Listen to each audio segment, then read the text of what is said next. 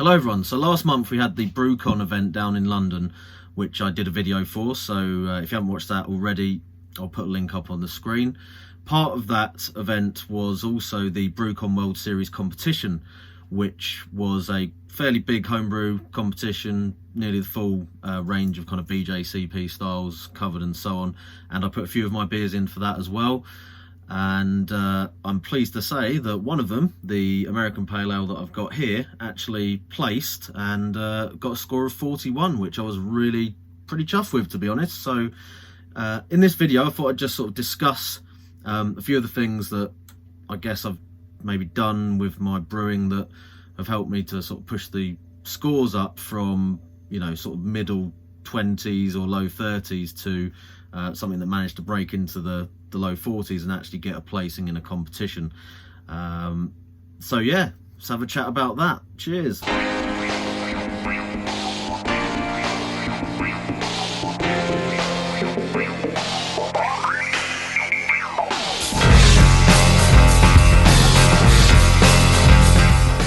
So let me just start off by saying that I'm far from an expert on this, and you know, I'm not trying to preach to anyone or say this is how you have to do it, blah blah blah blah blah. This is probably only my third or fourth BJCP competition. It is the first time that I've had a beer that's actually got into the top three. So it was in second place, by the way. I'm not sure if I actually said whether it was in second or just that it was placed. Yeah, but it was second anyway, which I was really chuffed with. And the beer that came in first was brewed by Fraser Withers. So if anyone is watching this who is aware of you know, the kind of UK competition scene, you'll be aware that Fraser does very well in competitions, and there's certainly no shame in finishing second to him in any category really, especially considering that he actually won the whole competition overall and was champion brewer. So yeah, well done Fraser again. And yeah, kind of makes the second place even better in a way, even though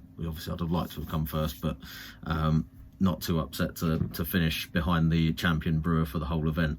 Anyway, going off on a bit of a tangent there, but what I was trying to say was, you know, this is kind of my personal perspective on what I think has helped me to get to the point where I can get a beer onto the podium.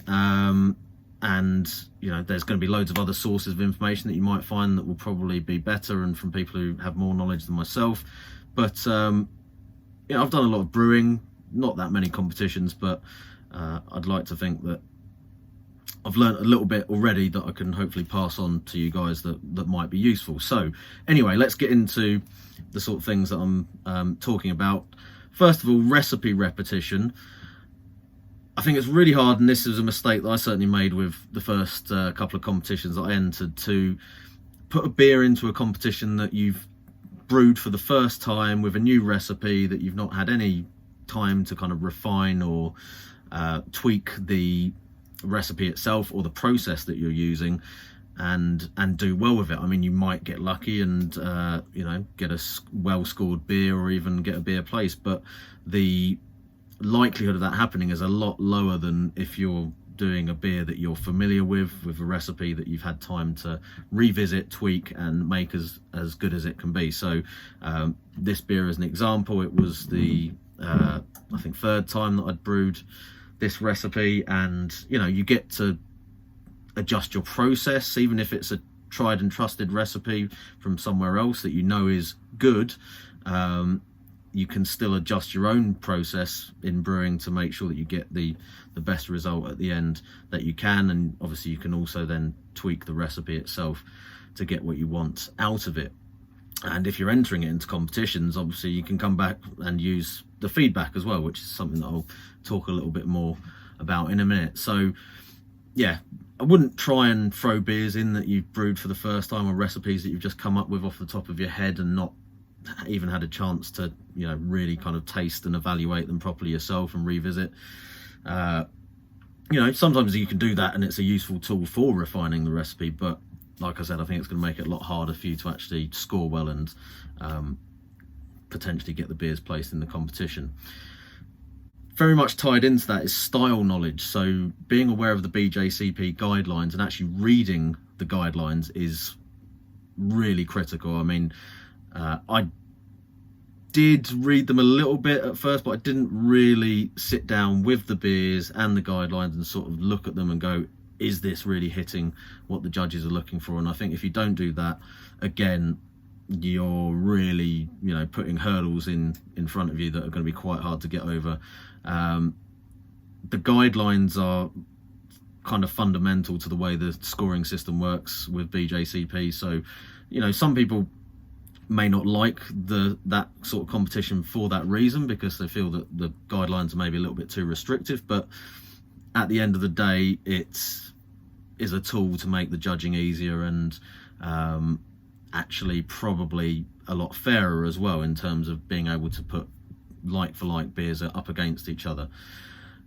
So, you know, get the guidelines, download them, read them, sit down with your beers, make sure that the key points that are in those guidelines for that style are in your beer, because if they're not, it's gonna struggle. It's, you know, there's no two ways about it. If a fundamental element of the beer is not there, the judges are not going to score it that highly, even if it's a perfectly decent, tasty beer that's easy drinking, doesn't have that many or any flaws or faults or anything like that.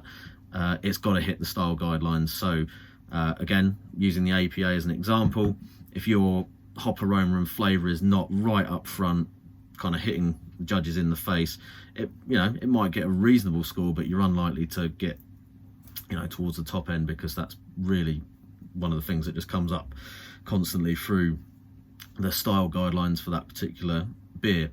Another thing about the style guidelines, I think within the specifications for styles, it can be good to make use of the, you know, the range that you've got there. So by that I mean, if it allows you to go up to a certain ABV, maybe lean towards the higher end of that, because it gives you a little bit more,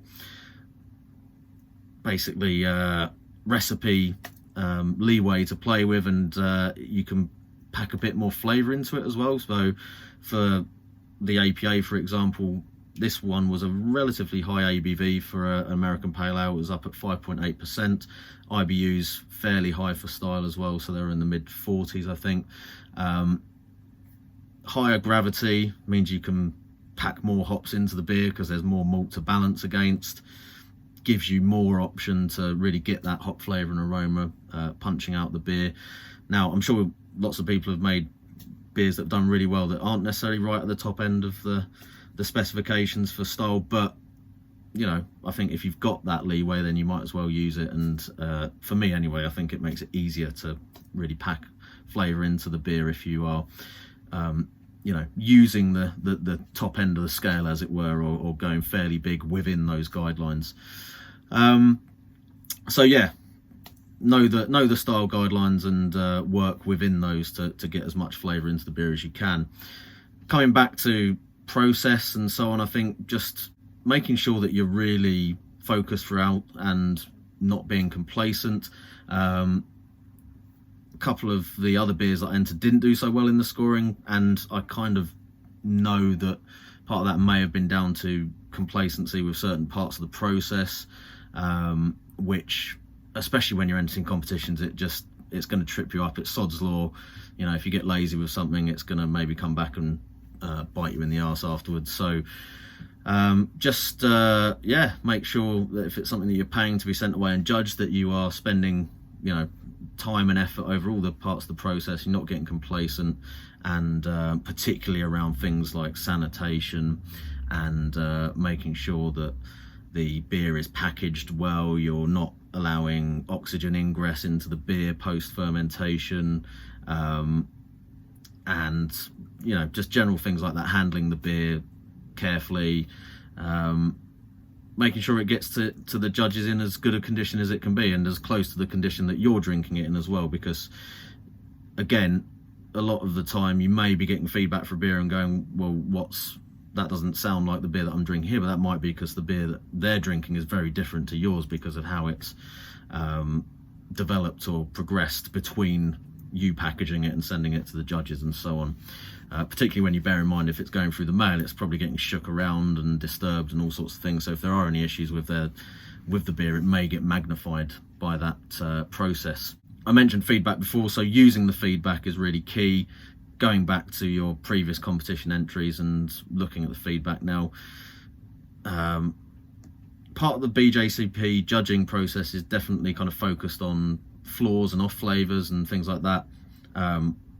So you need to be knowledgeable about those. You need to read about off flavors and flaws and be aware of what might cause them, so that when judges do pick up on these things, you can look back and see where in your process that may have become a problem. Bearing in mind that, you know, the judges are not necessarily going to get everything 100% right all the time, but more often than not, if they think there's something wrong, there's going to be something there that's not quite right with the beer. So a lot of the time they will give you some really good feedback and be quite specific about problems in the beer. Sometimes they might go a little bit off track with that, you know, they might get the impression of a certain off flavour which may not be the actual problem with the beer, but it's going to give you an idea of where the issues might lie. So you know, bear in mind that the judges don't have any idea of the exact process that you've used, or the ingredients, or, you know, other elements of your process. So they're going on what they taste on the day, and they'll give you some suggestions.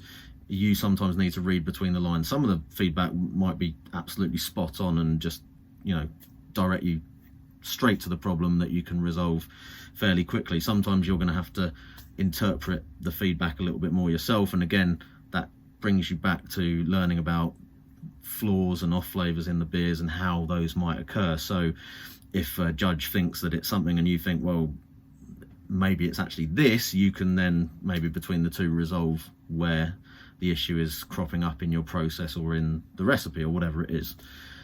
So yeah, feedback's really important. Make sure that you are reviewing your beers with the feedback, and ideally try and have some of the beer left so that when you get the feedback you can actually drink it and read through what the judges have said.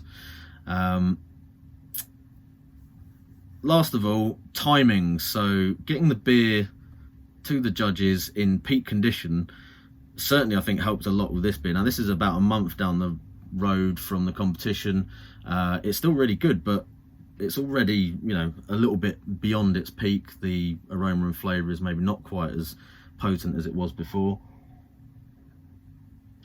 So if it was being judged now, it maybe wouldn't do quite so well.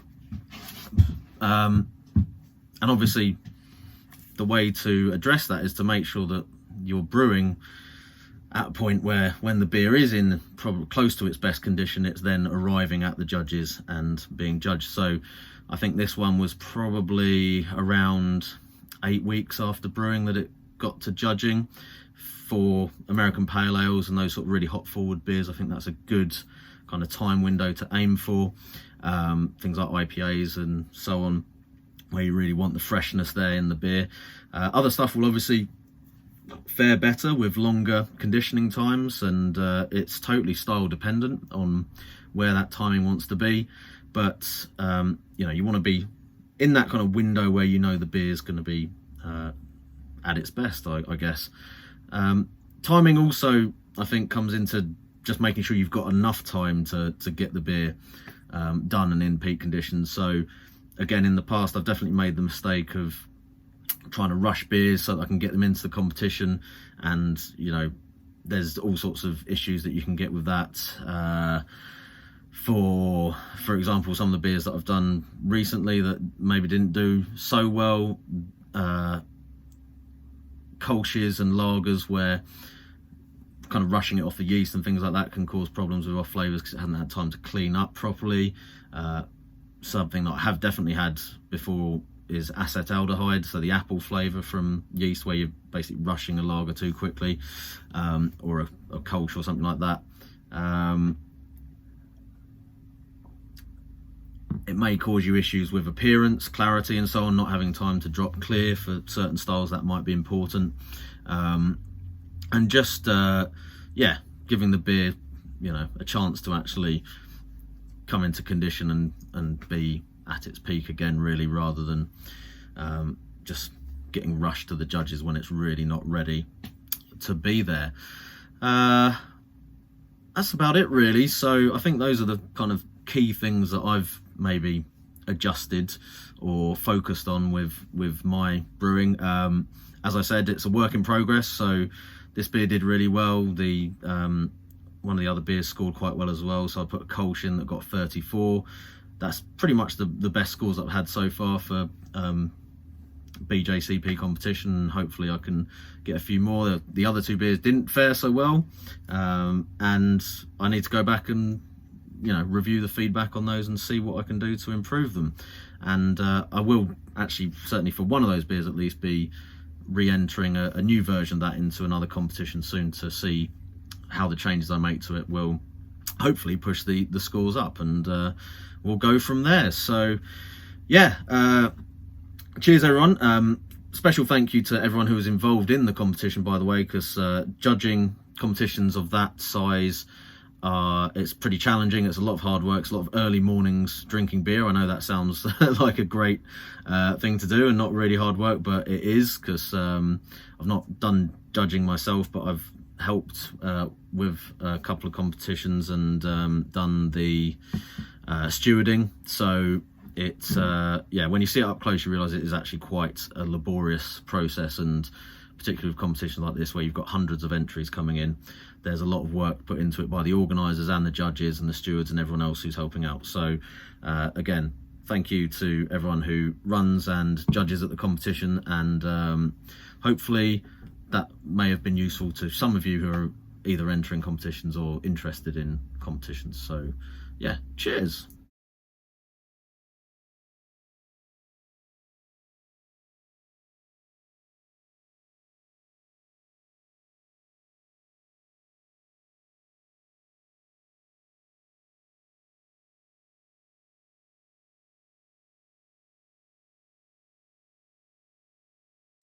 I'm the dude. So that's what you call me, that or his dudeness or duder or, El Duderino.